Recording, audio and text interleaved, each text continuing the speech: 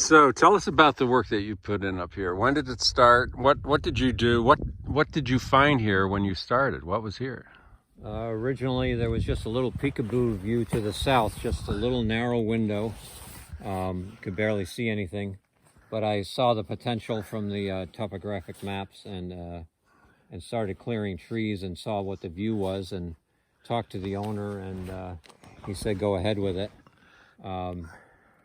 I probably spent maybe between 60 to 100 hours on clearing it, and there was some really tough.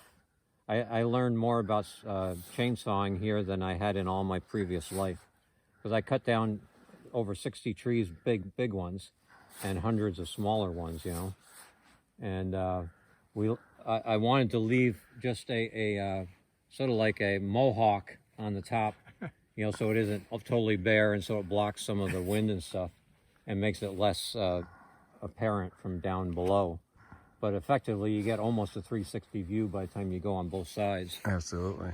And yeah, actually, it worked out just right. Their property line is right down in these trees here. So, you know, if they owned any less, I wouldn't have been able to open this view.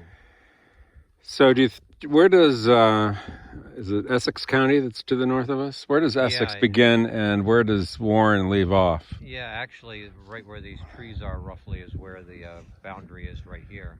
Right here? Yeah. You mean we are right on the boundary of Warren County? Yeah, within 100 yards, yeah. No kidding.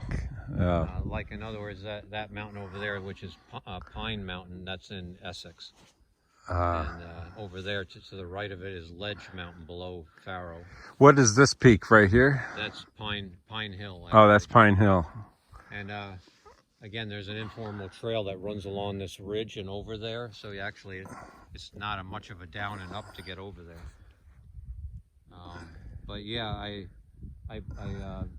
you know, just every time I came up here, I would bring more materials, and I brought up a tent and cots and sleeping bags and cooking gear and all that, just trip after trip. And then I stored all of it in the woods here during the winter, had a little lean-to to store it in. And now I've got a simpler setup.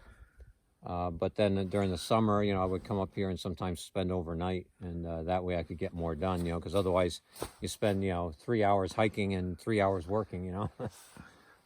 But well, thanks for doing it. This is beautiful. Yeah. And also, I'm bringing it back to what it was in the 1950s and 60s. And actually, by not burning it, in some ways it's working out better. It's a little more work for me, but it's leaving the soil a little bit better for the blueberries and the lichens. So most of this, just even 3-4 years ago, you couldn't walk through here. And now slowly it's all deteriorating and forming a natural substrate. And the same on the other side too. So I'm thinking the title of this story should be Green Hill, Chester's closest thing to the high peaks. Yeah. What do you think? Yeah. Something like that.